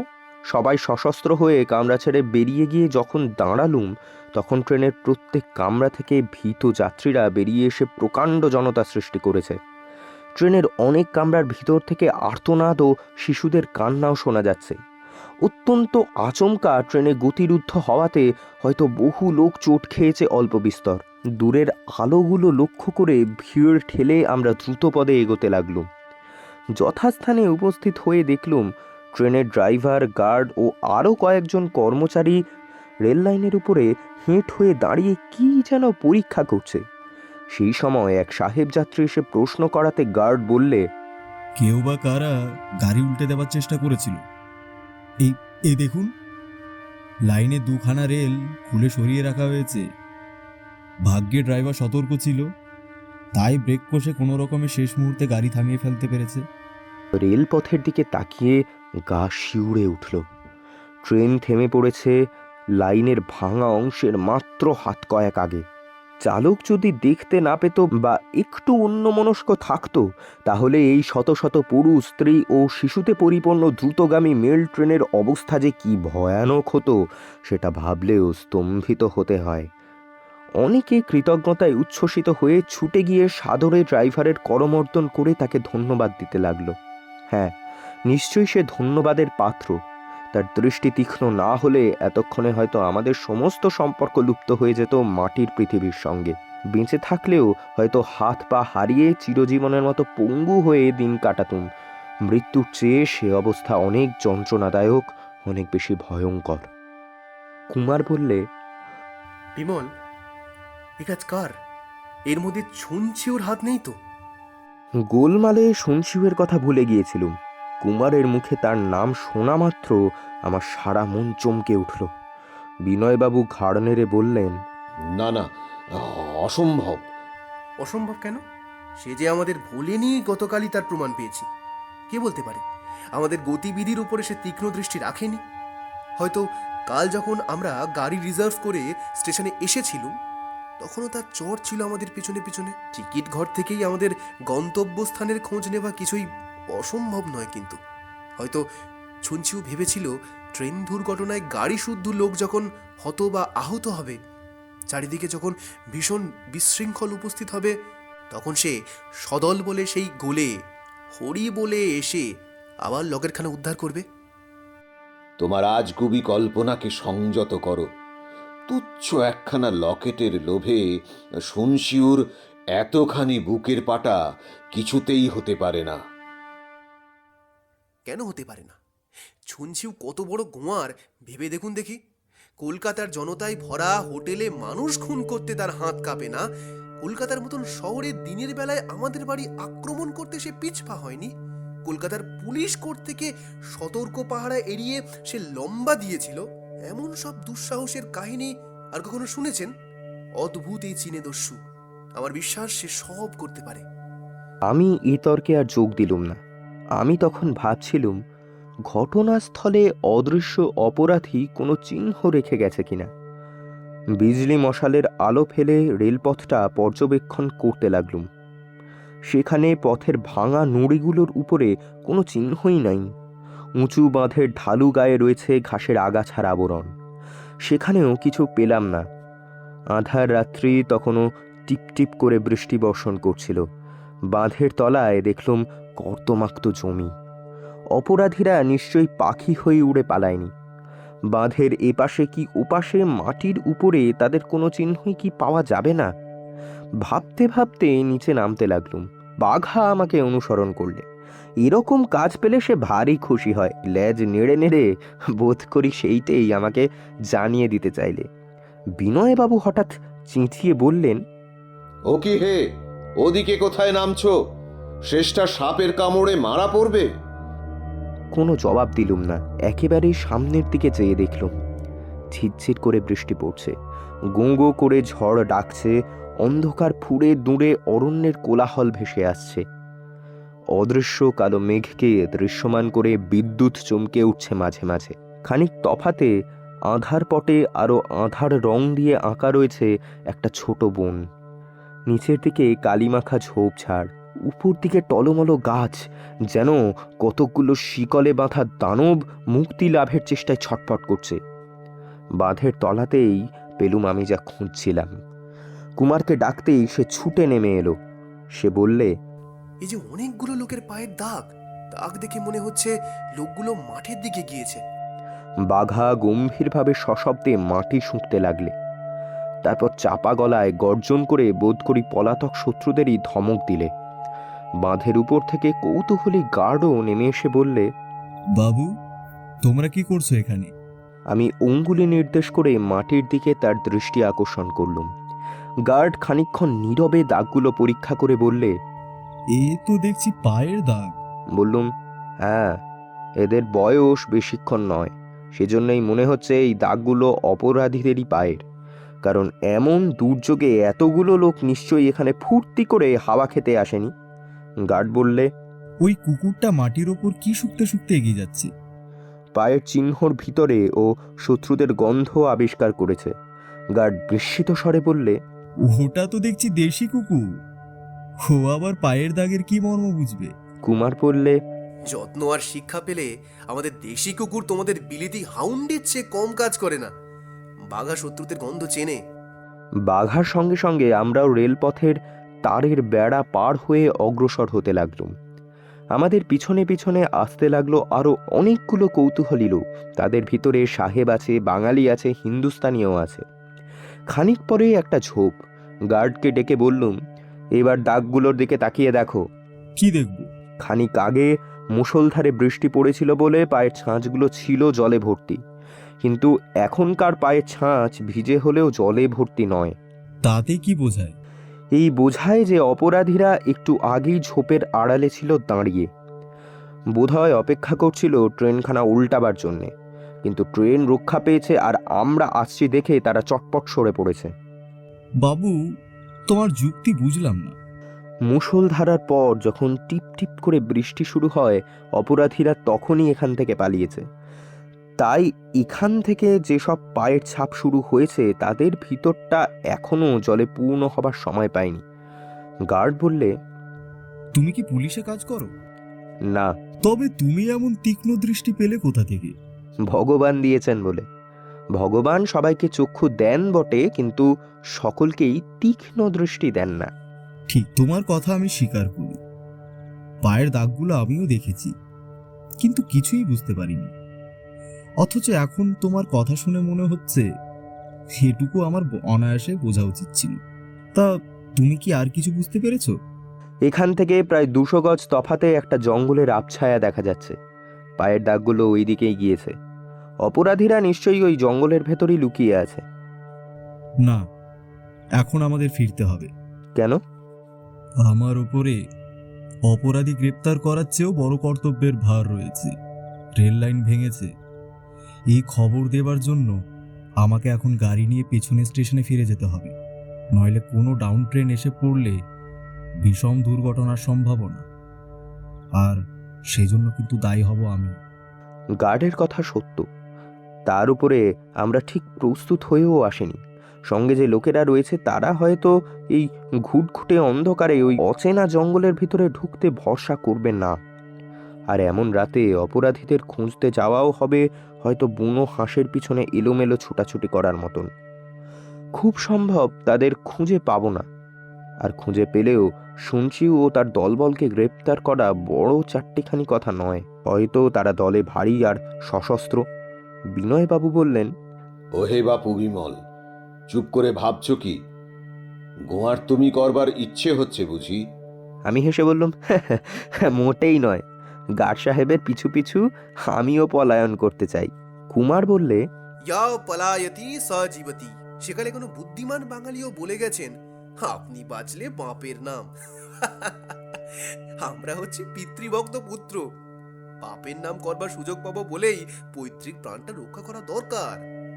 আমি বললুম, কিন্তু কুমার, বাঘা বোধ হয় পশু বলেই পৈতৃক প্রাণের মর্যাদা বোঝে না। ওই দেখো, সে আবার বনের দিকে এগিয়ে যাচ্ছে। বাঘা খালি এগোচ্ছে না, উচ্চস্বরে ঘেউ ঘেউ চিৎকারও করছে। ওর ওরকম চিৎকারের অর্থ আমরা বুঝি। মানুষের পক্ষে অসাধারণ বাঘার পশুদৃষ্টি তিমির জবনিকা ভেদ করে নিশ্চয়ই কোনো শত্রু আবিষ্কার করেছে। বাঘা ফিরতে রাজি নয় দেখে কুমার দৌড়ে গিয়ে তার বকলেস চেপে ধরল, কিন্তু তবু সে বাঘ মানতে চাইল না। বারবার জঙ্গলের দিকে ফিরে ফিরে দেখে আর কুমারের হাত ছাড়াবার জন্য টানা হ্যাঁচড়া করে। তার ক্রুদ্ধ চোখ দুটো জ্বলছে আগুনের ভাঁটার মতন। ওদিকে তাকিয়ে আমি কিন্তু খালি দেখলুম বৃহৎ বৃহৎ বৃক্ষবাহু আকাশে আন্দোলিত করে জঙ্গল করছে মর্মর হাহাকার।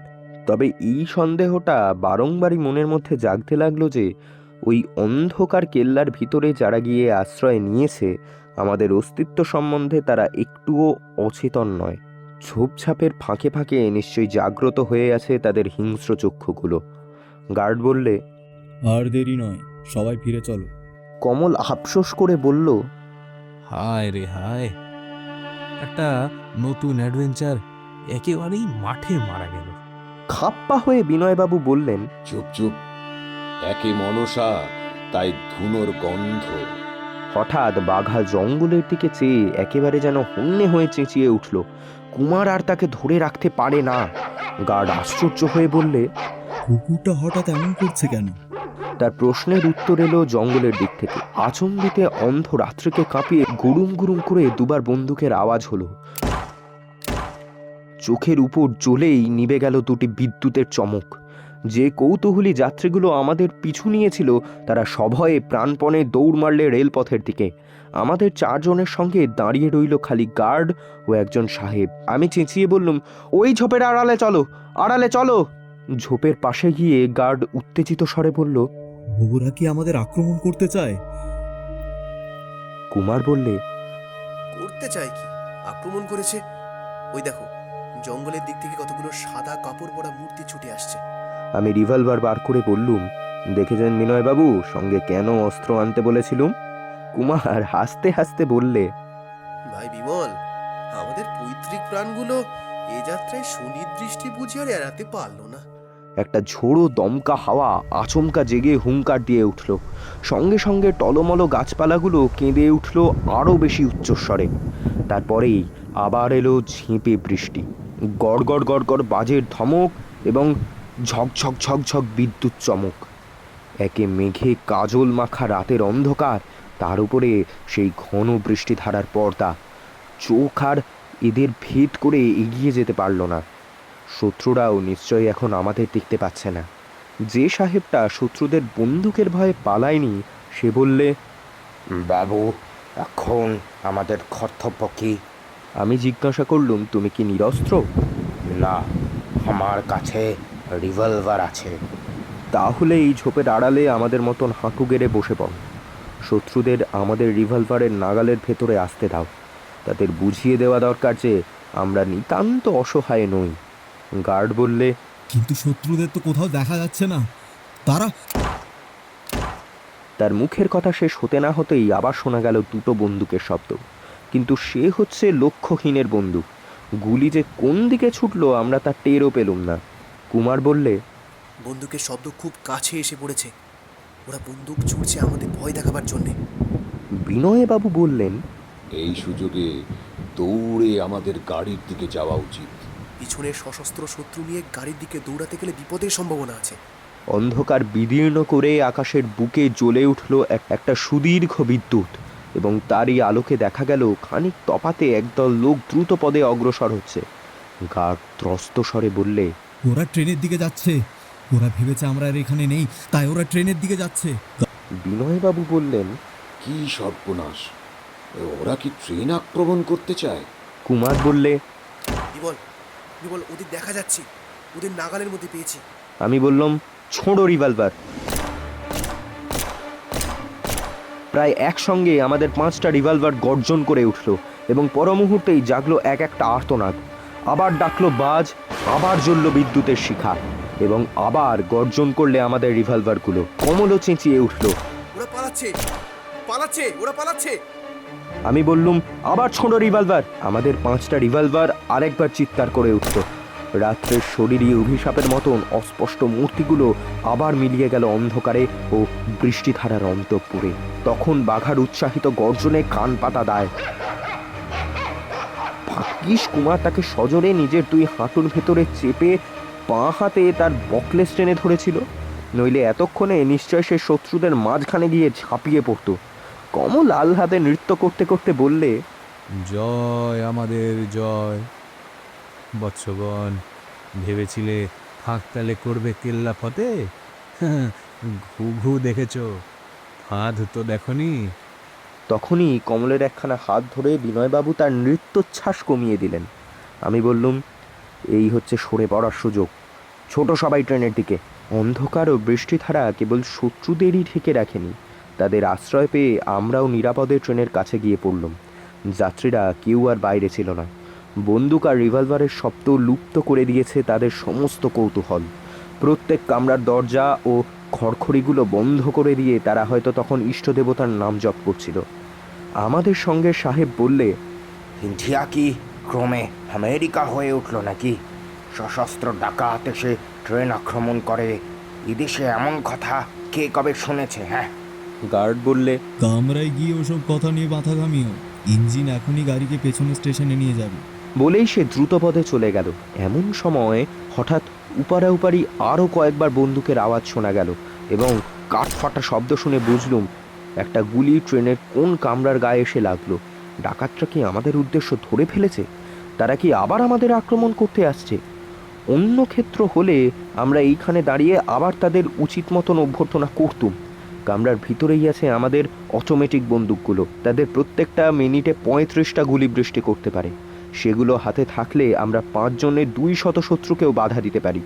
কিন্তু সে সময় পেলুম না। দূর থেকে বেজে উঠল গার্ডের বাঁশি। গাড়ি ছাড়তে আর দেরি নেই।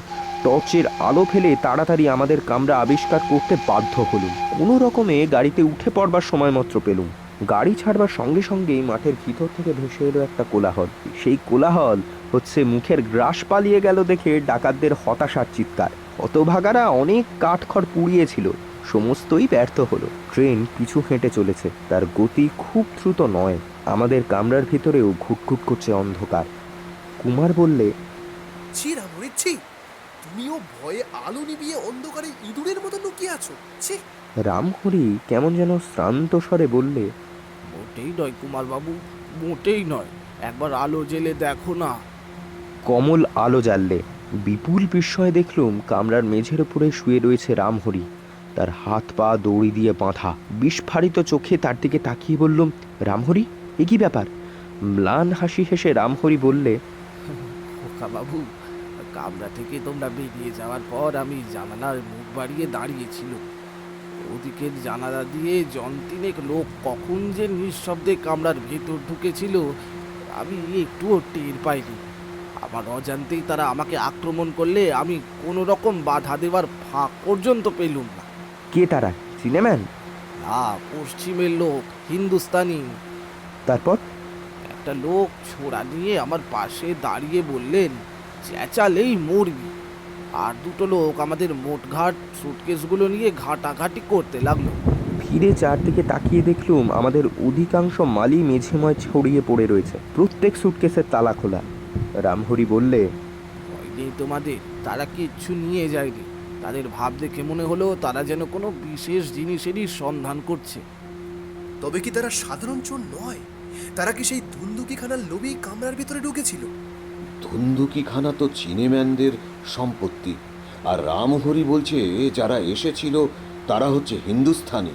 আমি রামহরির হাত পায়ের বাঁধন খুলে দিতে দিতে বললুম, বিনয়বাবু, এই চীনে ডাকাতেরা বড় সহজ লোক নয়।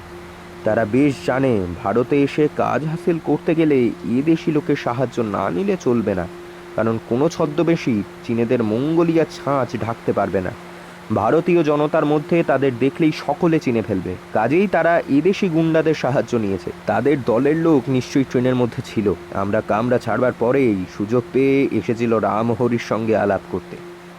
বিনয়বাবু বললেন, তাহলে বোঝা যাচ্ছে এবার থেকে আমাদের দেশি বিদেশি দুরকম শত্রুর সঙ্গে যুঝতে হবে। ব্যাপারটা ক্রমেই সঙ্গীন হয়ে উঠছে যে। আমরা থোড়াই কেয়ার করি, কিন্তু রামহরি, তোমার গল্পের শেষটা এখনো তো শোনা হয়নি। রামহরি উঠে বসে গায়ের ধুলো ঝাড়তে ঝাড়তে বললে, গল্পটা আরেকটু বড় হলে পারতো, কিন্তু শেষ হবার আগেই হঠাৎ শেষ হয়ে গেল তোমাদের জন্যে। আমি বললুম, আমাদের জন্যই? হ্যাঁ গো খোকাবাবু, হ্যাঁ। কামরার আলো নিভিয়ে টর্চের আলোয় তারা এক মনে খোঁজাখুঁজি করছে। এমন সময় বাইরে থেকে এলো তোমাদের সাড়া। গার্ডের বাঁশিও শোনা গেল। সঙ্গে সঙ্গে কামরার ভিতর থেকে তাড়াতাড়ি সরে পড়লো, আর আমার কথাও ফুরলো। ধুন্দুকিখানা তারা খুঁজে পায়নি তো? আমি হাসতে হাসতে নিচু গলায় বললুম, ধুন্ধুকিখানা আছে কলকাতায়।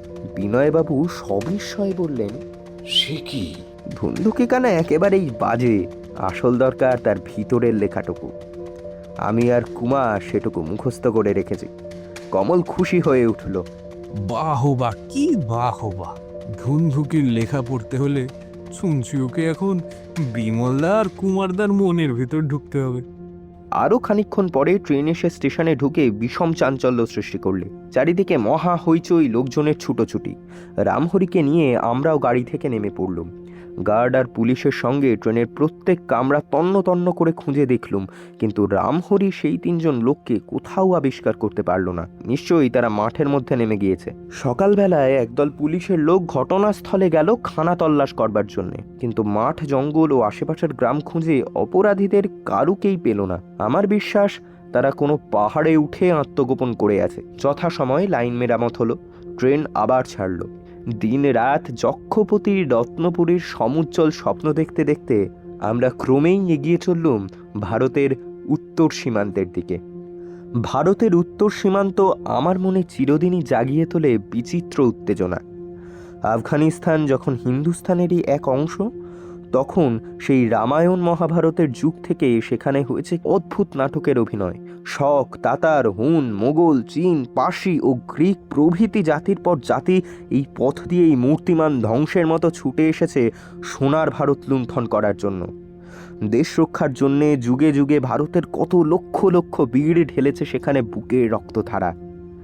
ওখানকার আকাশ ছোঁয়া পাহাড়ের শিখরে শিখরে আজ বাতাসে বাতাসে যে অশ্রান্ত গান জেগে ওঠে, সে হচ্ছে এই প্রাচীন ভারতেরই অতীত গৌরবের গাথা। ঐতিহাসিক ভারতের সর্বপ্রথম সম্রাট ও শ্রেষ্ঠ মহাবীর চন্দ্রগুপ্ত ভারতের শত্রুকে তাড়িয়ে দিয়েছিল আর্যাবর্তের বাইরে। যে পার্বত্য জাতির প্রচণ্ড রণোন্মাদ পৃথিবীজয়ী আলেকজান্ডারকেও ব্যতিব্যস্ত করে তুলেছিল, তাদের সুযোগ্য বংশধররা আজও বর্তমান আছে। এই 20 শতাব্দীর উড়োজাহাজ আর কলের কামানও তাদের যুদ্ধোন্মাদ শান্ত বা তাদের অস্তিত্ব লোপ করতে পারেনি। দুর্ধর্ষ ব্রিটিশ সিংহ আজও সেখানে ঘুমোবার অবসর পায় না। আজকের ভারতে যারা সত্যিকারের অ্যাডভেঞ্চার খুঁজে বেড়ায়, একমাত্র ভারতের উত্তর সীমান্ত পূর্ণ করতে পারে তাদের মনের প্রার্থনা। বিনয়বাবুর মুখে শুনলুম আফগানিস্তানের মধ্যে কাফরিস্তান হচ্ছে এক রহস্যময় অদ্ভুত দেশ। ওখানকার লোকজন, আচার ব্যবহার সমস্তই নতুন রকম। আমাদের যক্ষপতির ঐশ্বর্য আছে ওই কাফরিস্তানে। ওইখানেই উঠবে আমাদের পরের দৃশ্যের জবনিকা।